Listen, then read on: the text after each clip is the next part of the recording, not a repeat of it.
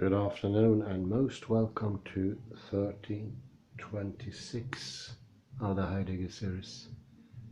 We will continue with relational affordances and see what that leads us.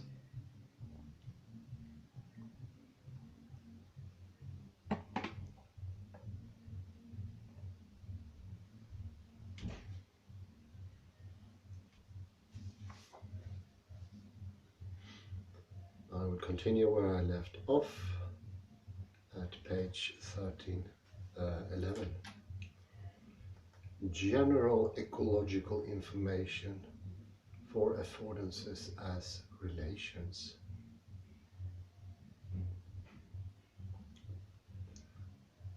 These two approaches have begun to converge, most relevantly in Breunenberg, Chimero and Rietveld.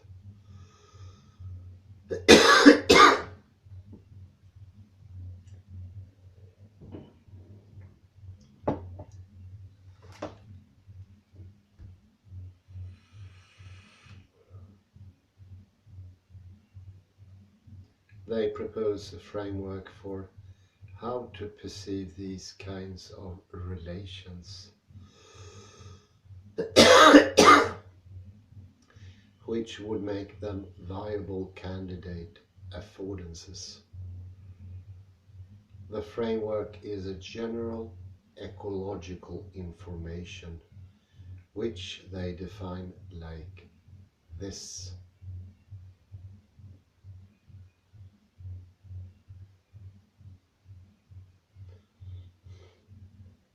General ecological information is any regularity in the ecological niche between aspects of the environment X and Y, such that the occurrence of aspect X makes the occurrence of aspect Y likely.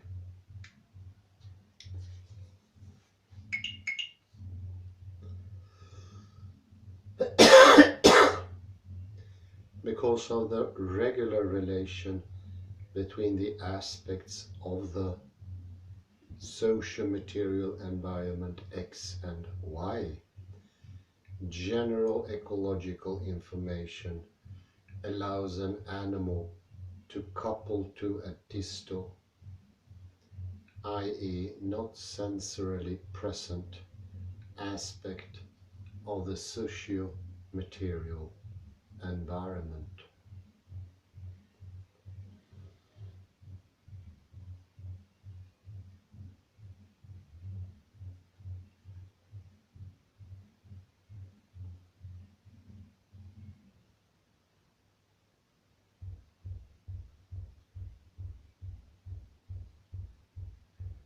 General ecological information pertains to the ways in which aspects of the environment tend to occur together, like smoke and fire, an object and a shadow, or pulp and beer.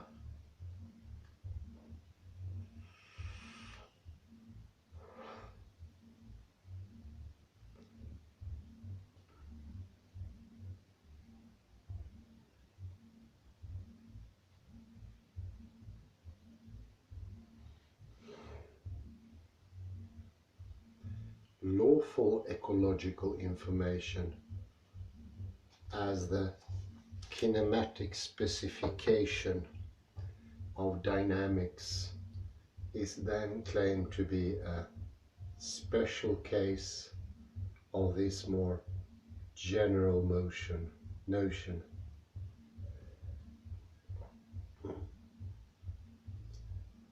In which the relevant regularity is a specification relation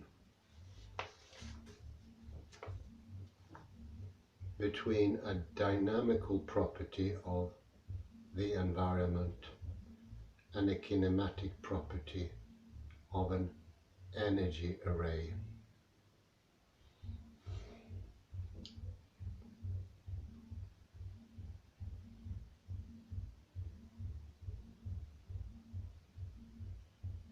Breuneberg et al. Simply propose that any sufficiently regular relation or constraint, as per Barwise and Perry, between environmental properties can serve as information.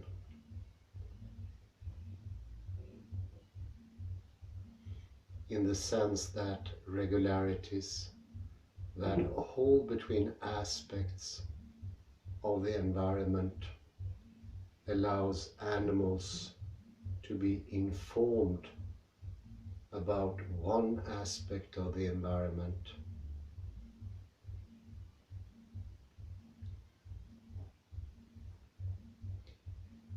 by the presence of another aspect.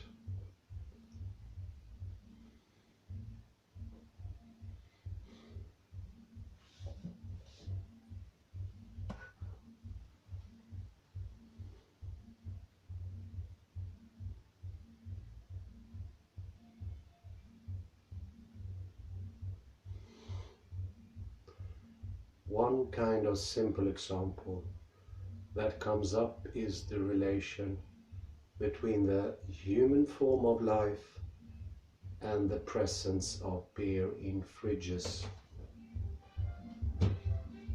Oh, entra. Excuse me. Excuse me for the interruption. We'll continue.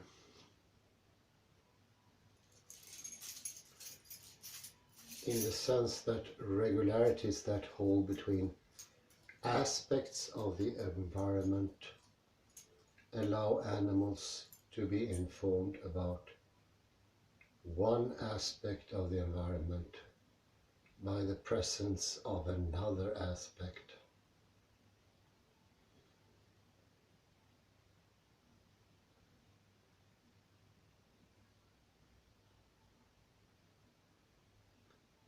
One kind of simple example that comes up is the relation between the human form of life and the presence of beer in fridges,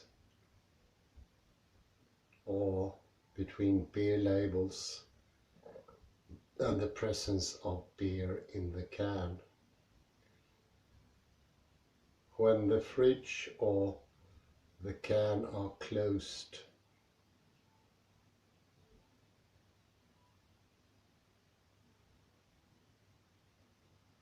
I cannot perceive the beer via law-based ecological information described above.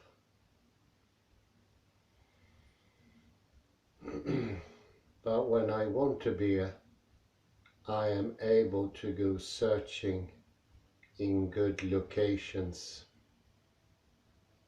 fridges, beer cans.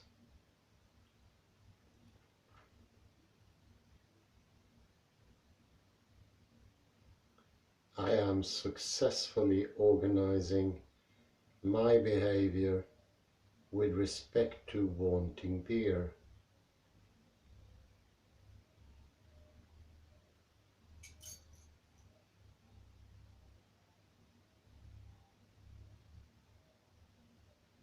But without direct access to the location of that beer.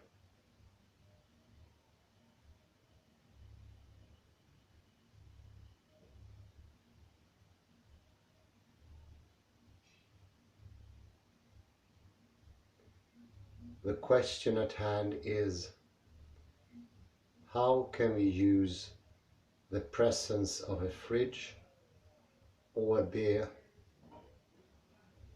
can to perceive the presence of beer when the beer is out of view, without representing the presence of beer?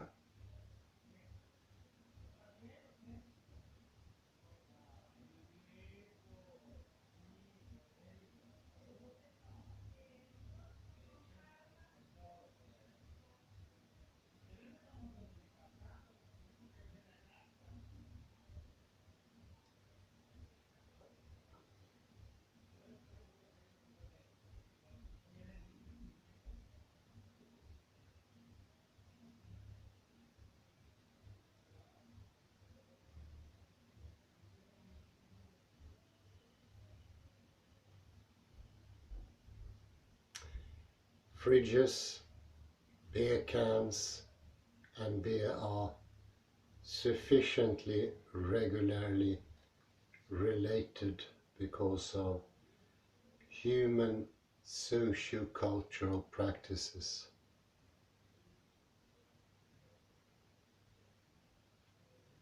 We put beer inside beer cans and beer cans in fridges.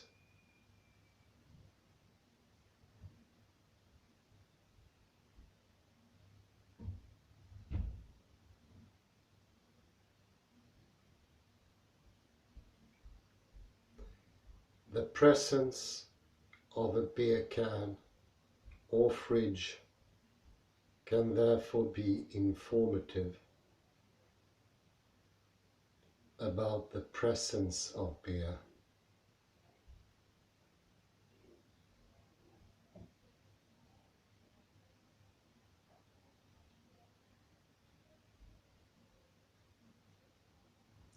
We might be wrong, we might not have gone shopping yet, or there may have been a mix-up at the beer plant,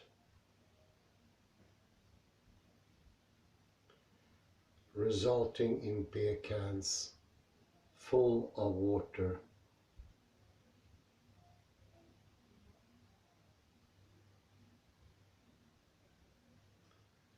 But the constraint created by the socio-cultural relation between fridges, beer cans and beer makes the former too informative about the presence of the latter.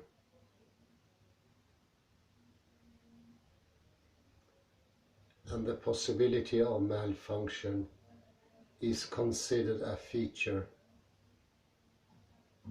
not a bug.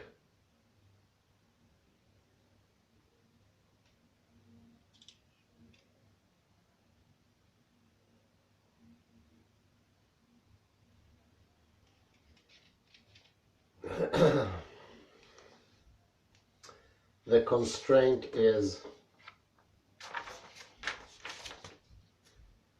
general ecological information for the relation, and to an ecological psychologist, the thing you perceive is an affordance.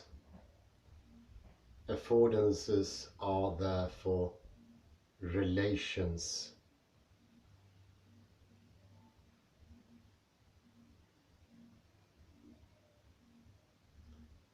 Two, general ecological information is not perceptual information.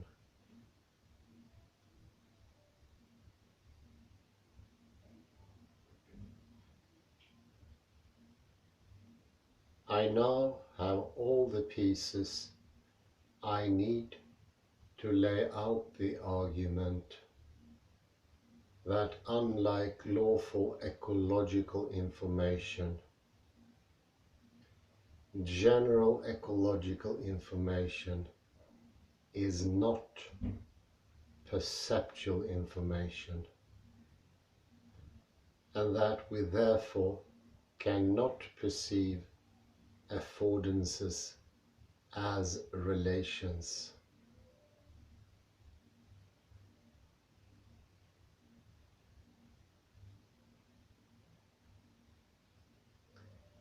I noted above that almost all of the behaviorally relevant environment is over there,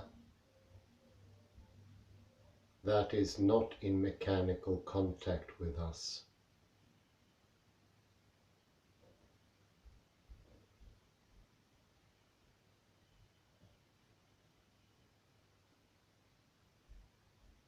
There is a literal gap between any organism and the things it needs to be known about.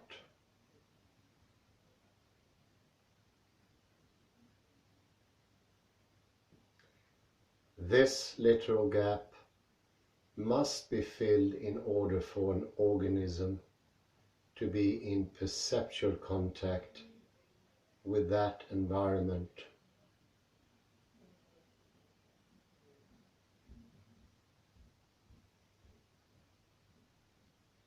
In addition, a specific issue for ecological psychologists is that in order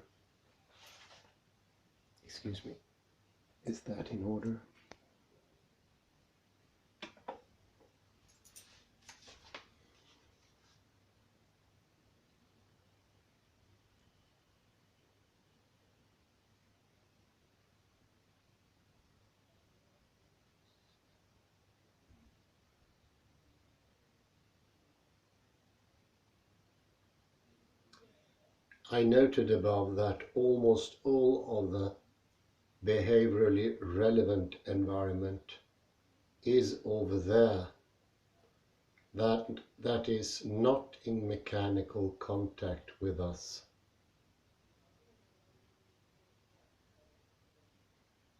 There is a literal gap between any organism and the things it needs to be known about.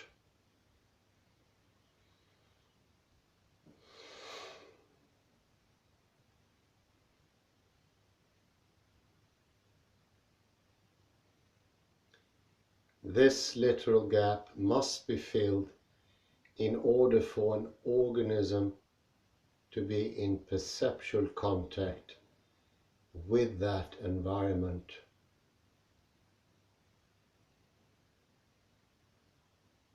In addition, a specific issue for ecological psychologists is that in order for perception to be direct,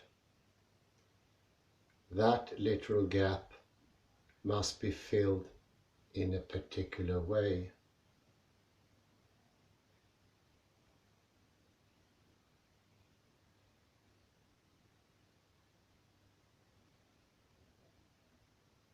Direct perception is formally a two-term relation that includes the organism and the environment.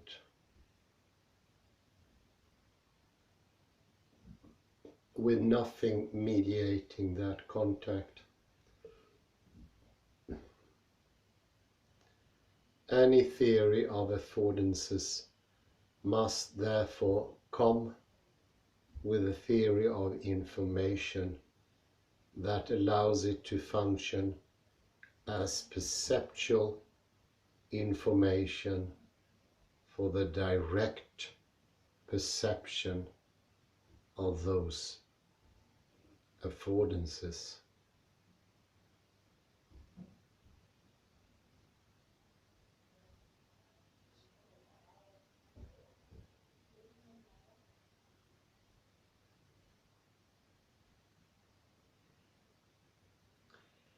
Lawful ecological information for affordances as dispositions fills that gap by being implemented in a perceptual medium that is ambient to both the environment and the organism.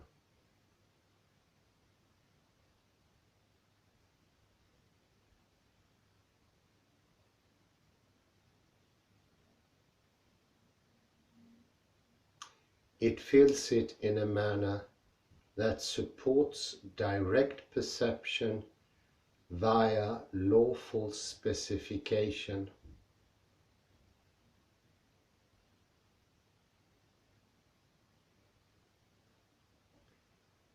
Specification is an impredicative entailment.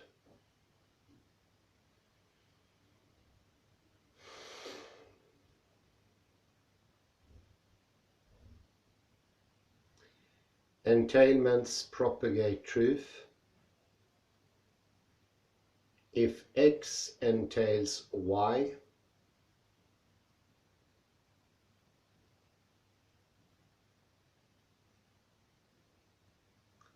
and X is true, Y is true. Impredicative entailments are closed loops. X entails Y, which entails X.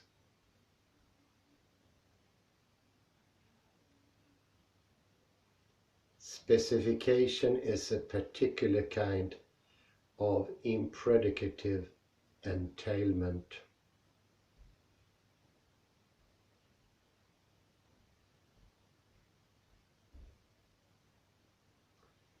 The presence of a dynamical property X entails the presence of a lawful ecological information variable Y, and the presence of that variable Y entails the presence of that property X.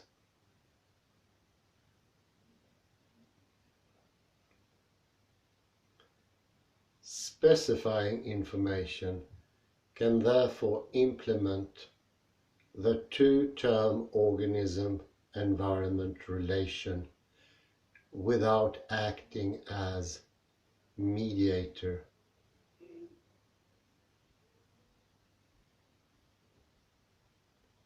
And can therefore support direct perception.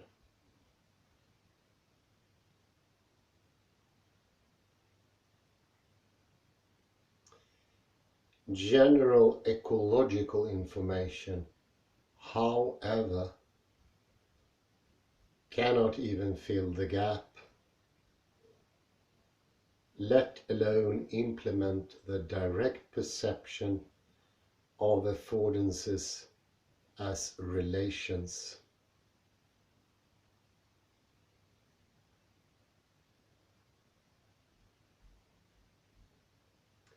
The constraint that is being informative lives between two aspects of the environment over there,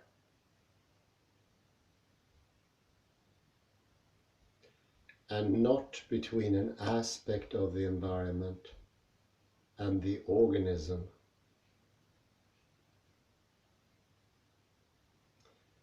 The constraint is not ambient to the observer and the environment.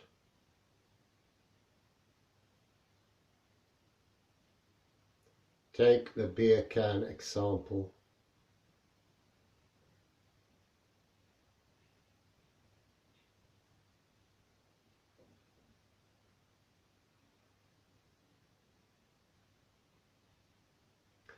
What makes the presence of the beer can informative about the presence of beer is the socio-cultural constraint that humans put beer in beer cans.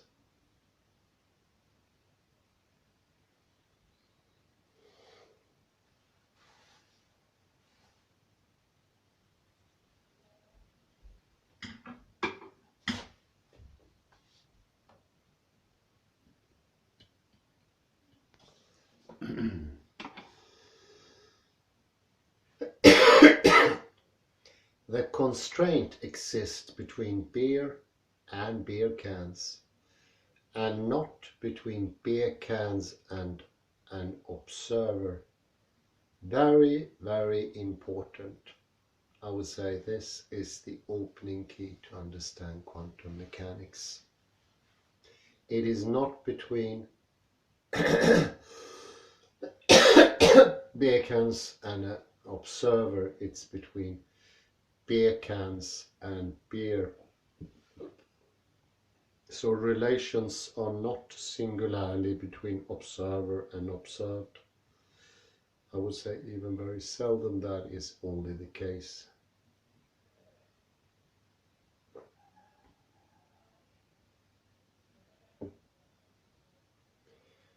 While the constraint is perfectly real, it cannot place the organism in perceptual contact with the beer.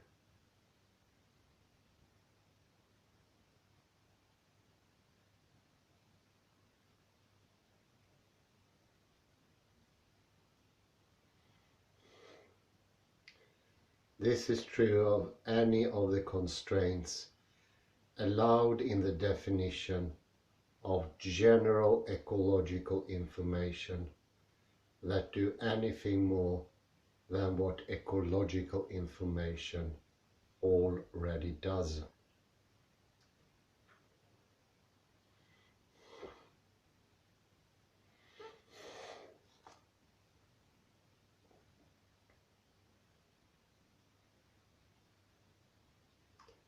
The net result is that these relational constraints cannot serve as perceptual information.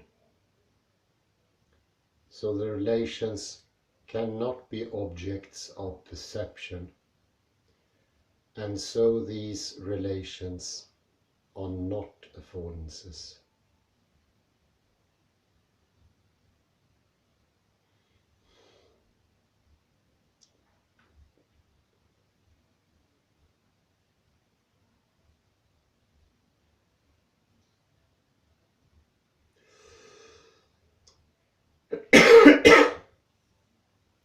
Three, information is relational, so affordances do not have to be.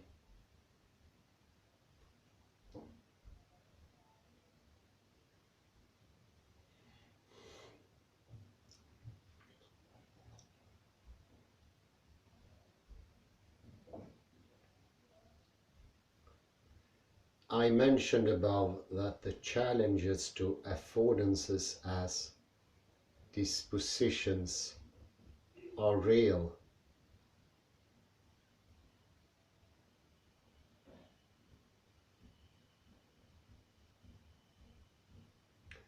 And that they do require a relational solution.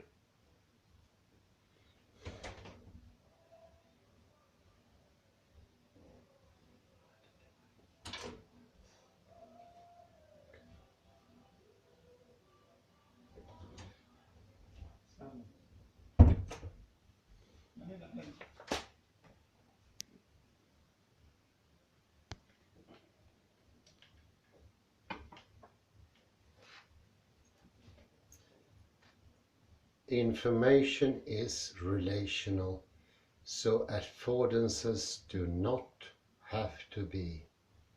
Most important. I mentioned above that the challenges to affordances as dispositions are real, and they do require a relational solution.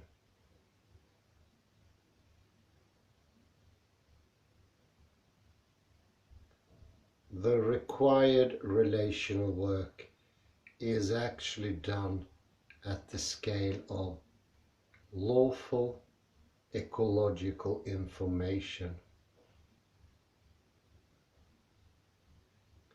specifically in the relational act of perception and action, in which we use lawful ecological information to organize our behavior.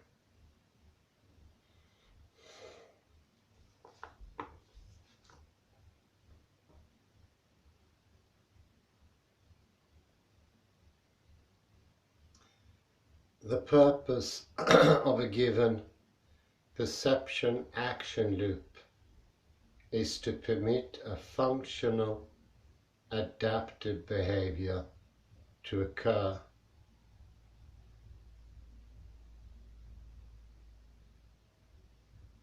This happens when the affectivities of the organism are placed in the correct relation to the affordances of the task.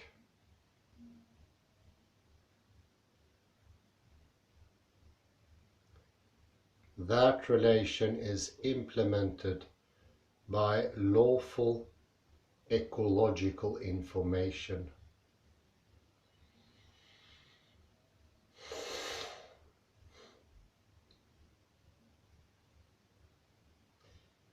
This can be seen in two ways.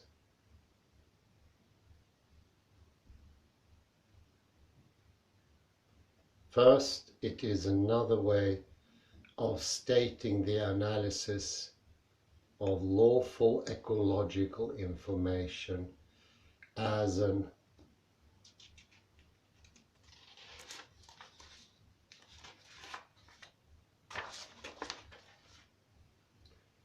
impredicative entailment. Second, it can be seen empirically in the fact that how the affectivity develops over space and time is driven by the spatiotemporal behavior of the lawful ecological informational contact the organism has with the affordance.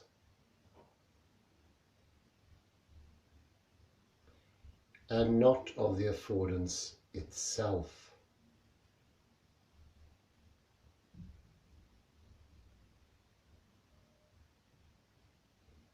For example, when moving to intercept a fly ball,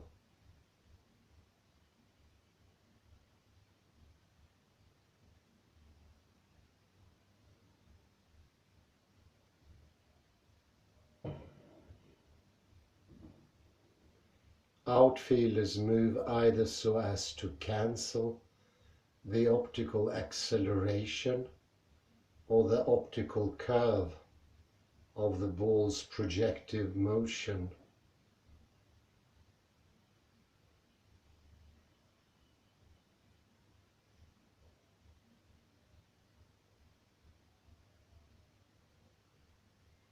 It is the information, not the ball's projectile dynamics, that directly shape fielders' locomotion paths as they try to intercept the ball.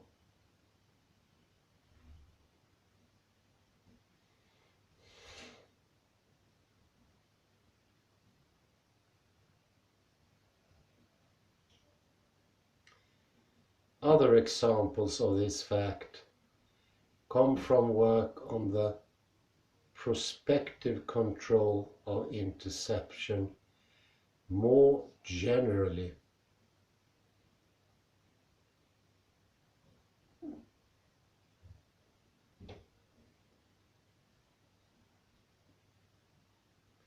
And also the pattern of stable and unstable coordinated rhythmic movements.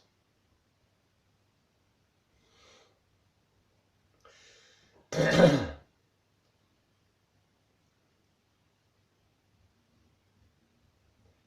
fact that the required relations are implemented by a lawful ecological information immediately solves the first two issues with dispositional analysis.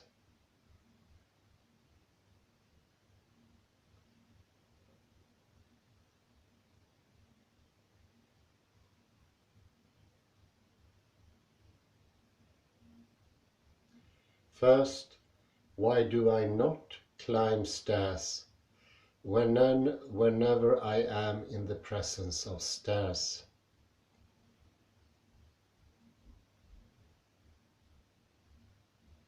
When dispositions come into contact, they must manifest.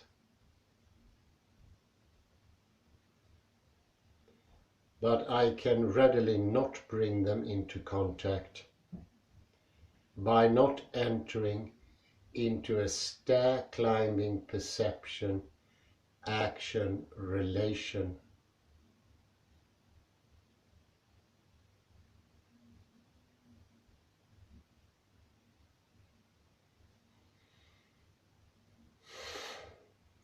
Perhaps I'm not looking at the stairs,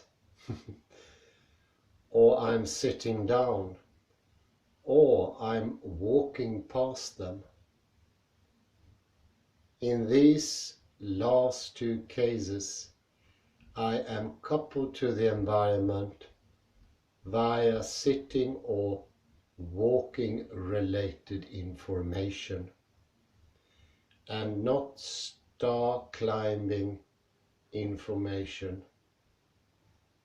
And so I am not currently in the stair climbing relation.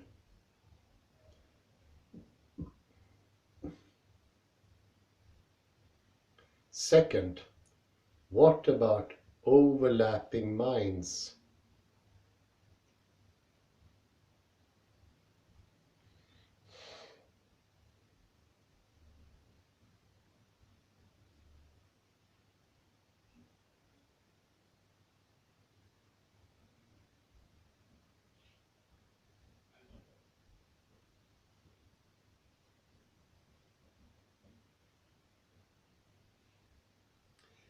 No problem.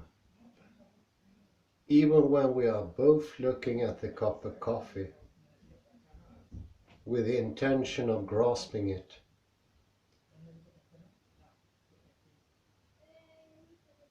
we must be in a different relation to the cup for the simple fact our points of observation cannot occupy the same location at the same time.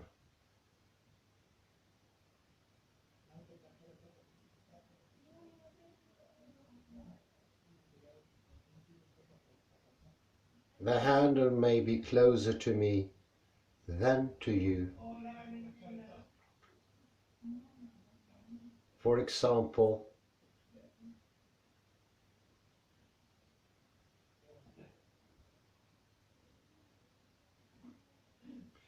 changing which type of grasp is most useful.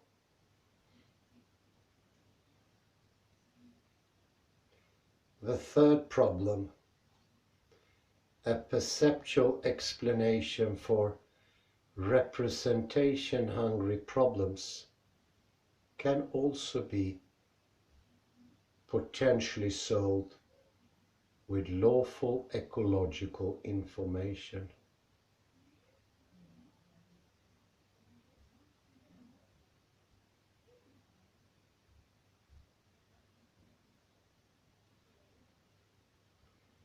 This work is newer and very much in development,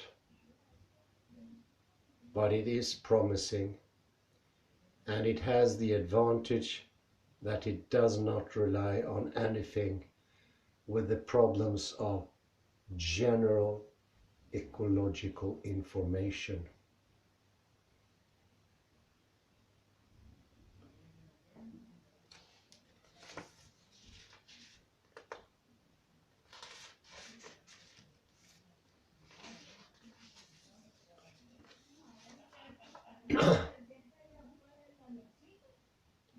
Law-based versus convention-based use of lawful ecological information.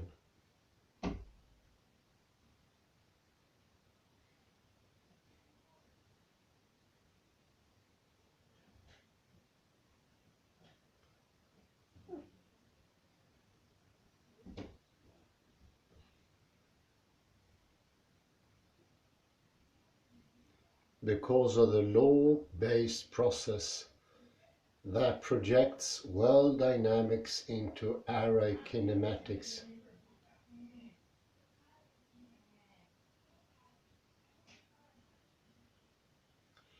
All ecological information variables in an array are lawfully specific to some dynamical property.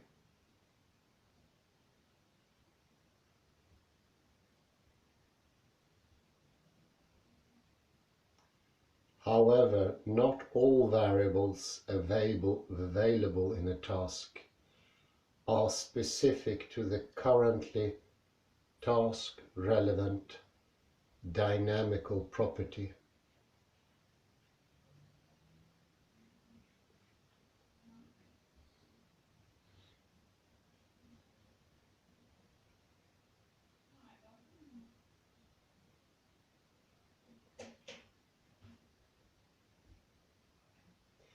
This result reveals an interesting fact.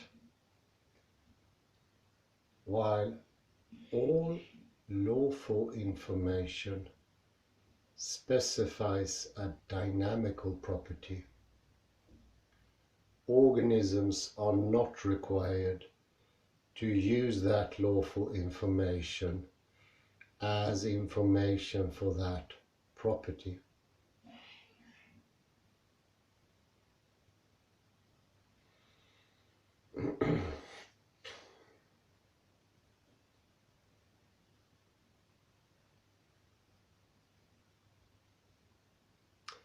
This is because information and the property that created it are not the same thing.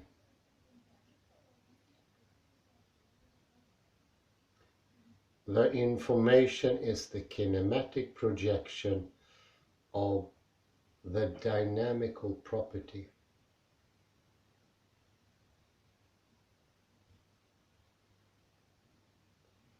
And only the former is in literal contact with the organism.